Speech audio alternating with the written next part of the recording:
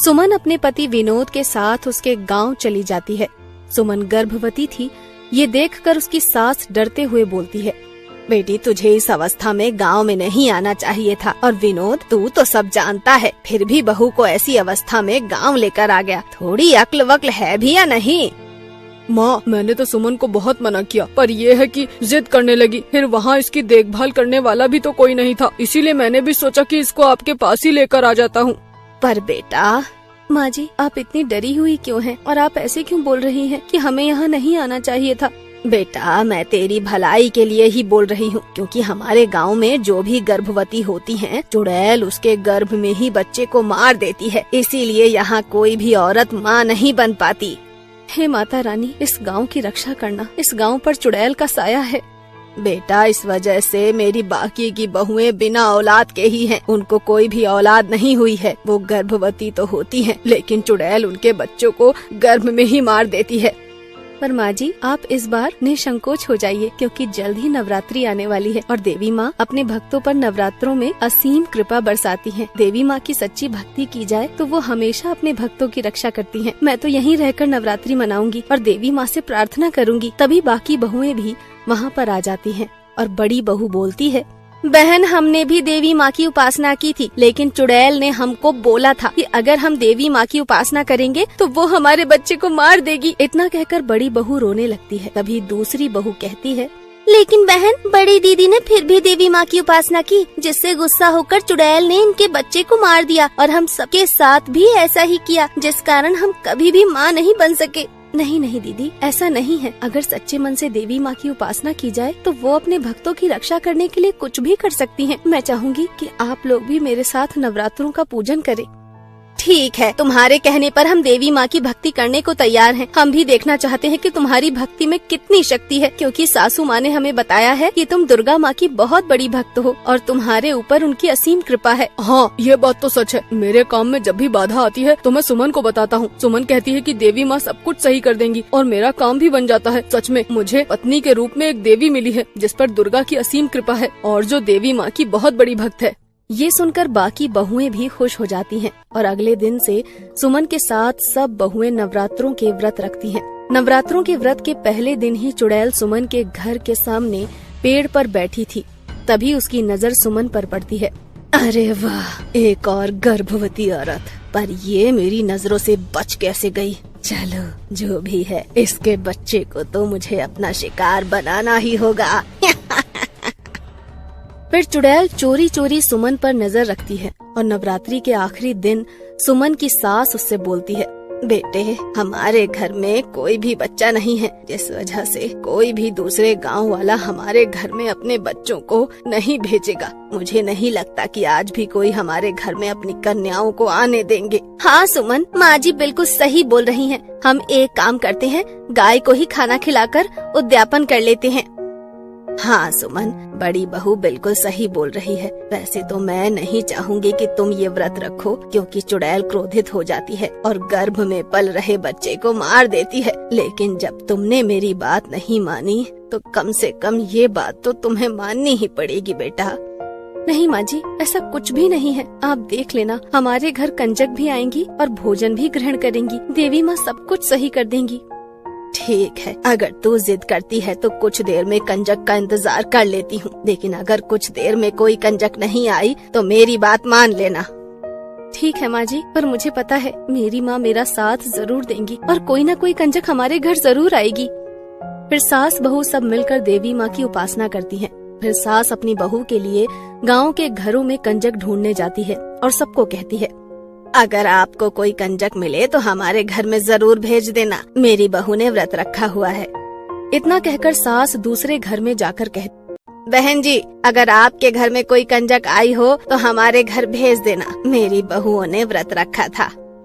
अरे कैसी बात करती हो बहन जी, जब से इस गांव पर चुड़ैल की बुरी नजर पड़ी है तब से कोई भी रिश्तेदार अपनी बेटी को हमारे गांव में नहीं भेजता। सुमन की सास ये सुनकर बहुत उदास हो जाती है और वो जितने भी घर जाती है उसे यही सुनने को मिलता है।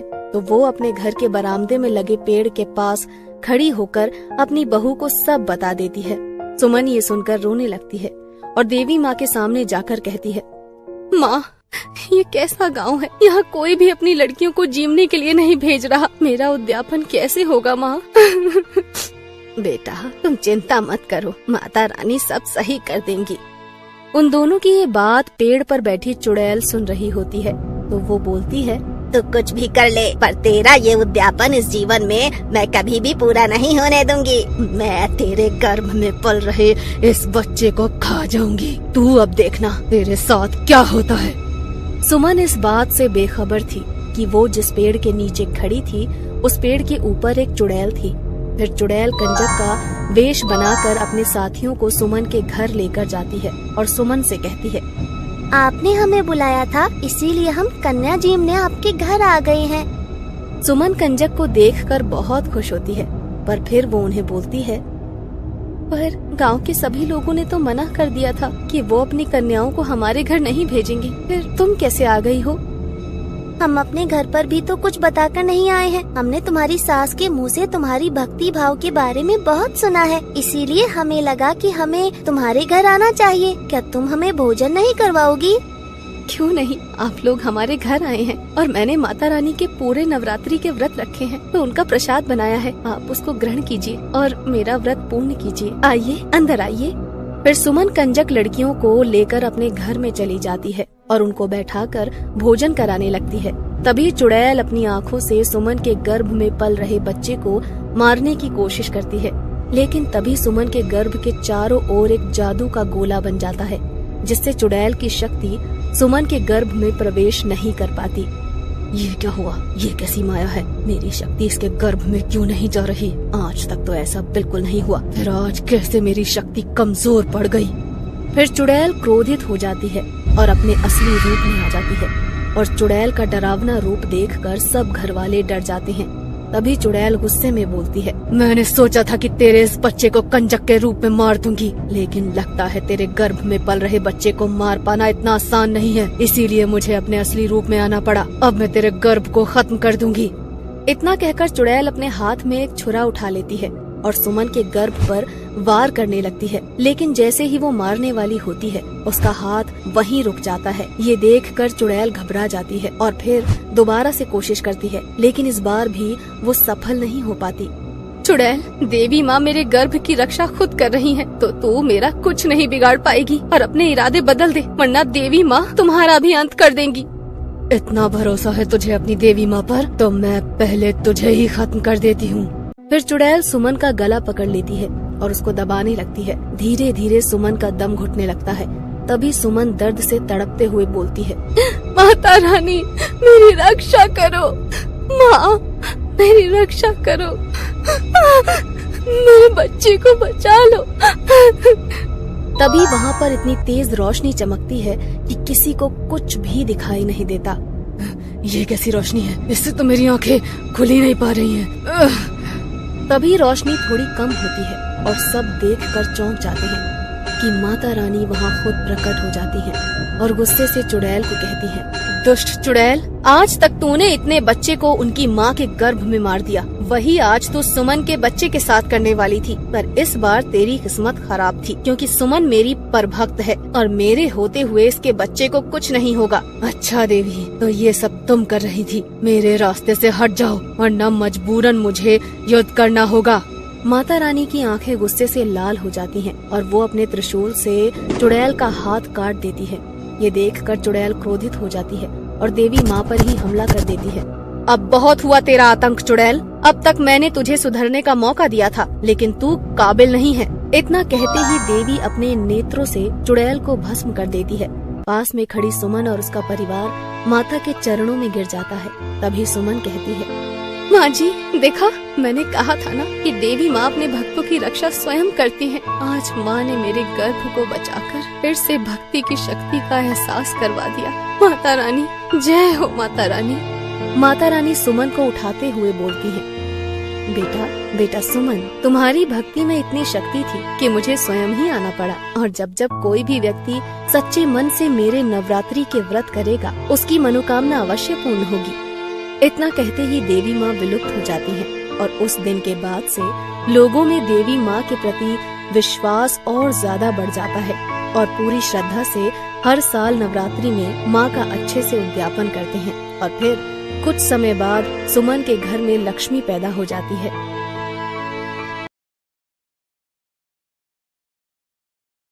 एक तालाब के किनारे भूषण नाम का मछुआरा अपनी पत्नी कलावती और पोती रुंझुन के साथ रहता था।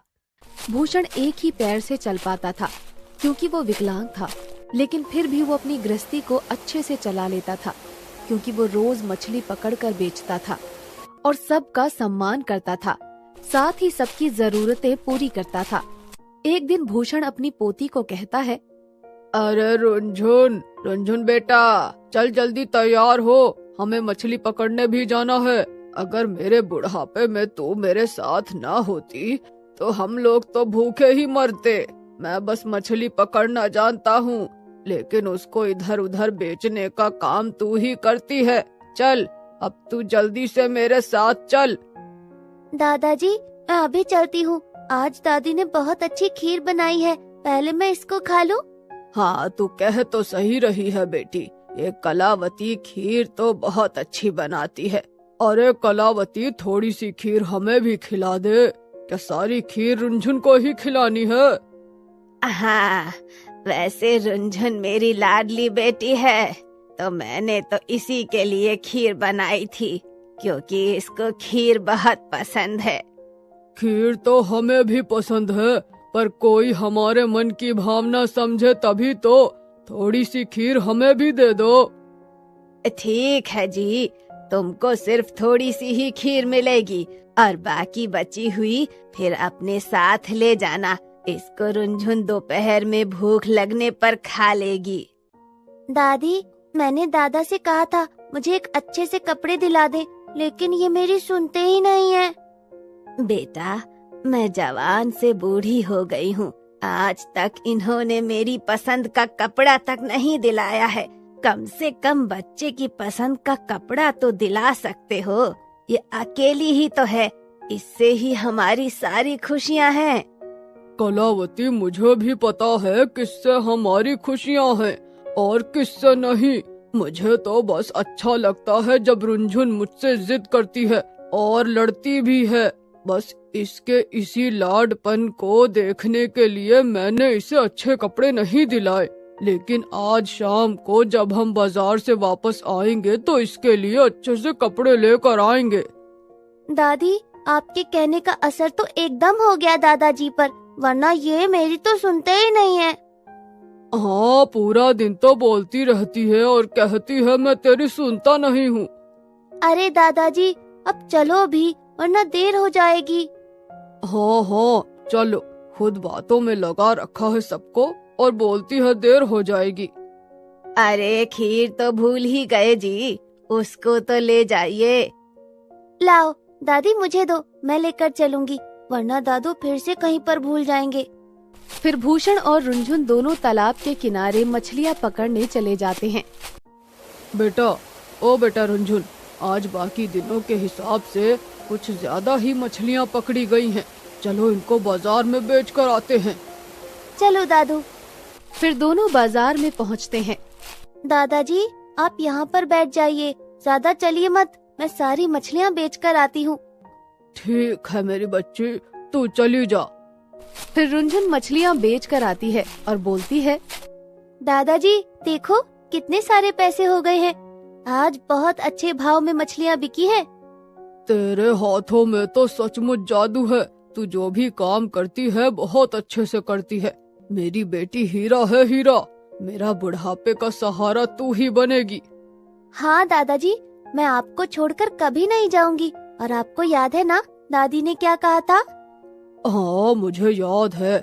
चलो तेरे लिए कपड़े लेने चलते हैं और एक साड़ी उस बुढ़िया के लिए भी ले लूं, खुश हो जाएगी।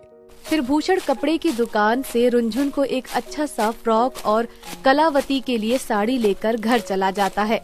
दोनों दादा पोती आ गए, चलो अब खाना खा लो। अरे दादी, खाना बाद में खाएंगे, पहले ये देखो मेरे कितने अच्छे कपड़े लग रहे हैं। पहन कर दिखा, ऐसे थोड़ी कुछ पता चलेगा, ऐसे अच्छे लग रहे हैं वैसे। अभी रुको दादी, मैं अभी आई।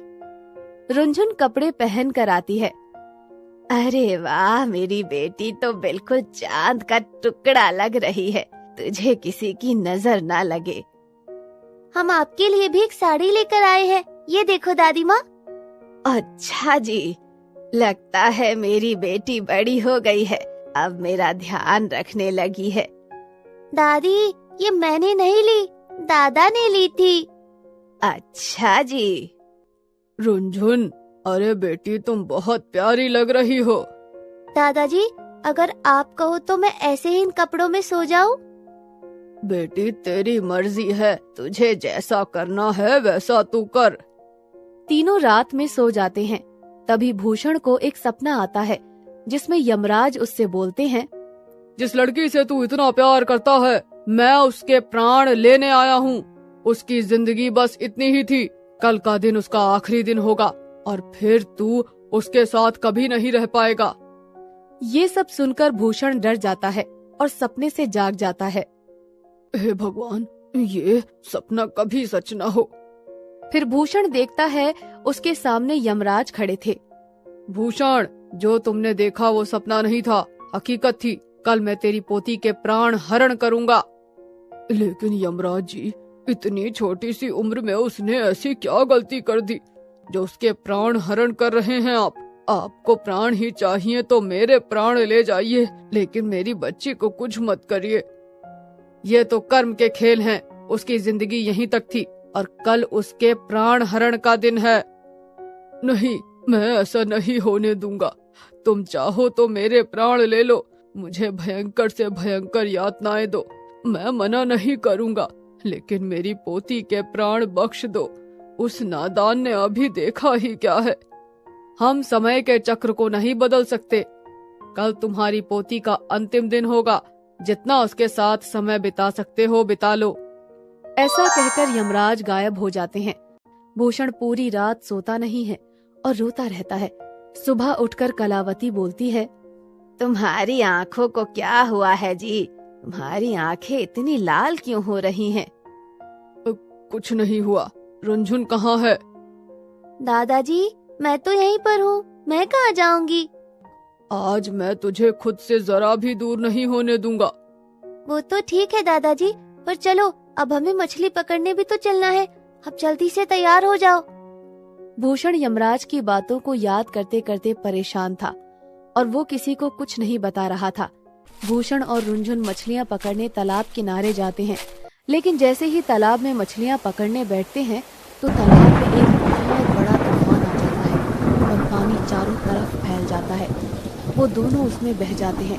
ये देखकर भूषण रुनझुन से बोलता है, रुनझुन, तू मेरा हाथ पकड़ ले, मैं तुझे कुछ नहीं होने दूंगा। तब रुनझुन बोलती है, नहीं दादाजी, मैं आपका हाथ नहीं पकड़ूंगी, तुम ही मेरा हाथ पकड़ लो। मैं तेरा हाथ पकड़ूं या तू मेरा हाथ पकड़े, उससे क्या फर्क पड़ता है बेटी? मैंने जो कहा आप वही करो, आप मेरा हाथ कस के पकड़ लो। भूषण रुनझुन का हाथ बहुत कस के पकड़ लेता है और बाढ़ से भरे पानी में होकर गुजरने लगता है। पानी का उफान उन्हें बहाता हुआ ले आता है, लेकिन भूषण रुनझुन का हाथ नहीं छोड़ता और वो दूसरी ओर निकल जाते हैं। उधर यमराज प्रकट होते हैं। भूषण, तेरी वजह से आज तेरी बच्ची बच गई। यमराज जी, आप क्या कह रहे हैं? मुझे समझ नहीं आया। आपने तो कहा था कि वो मुझसे दूर चली जाएगी।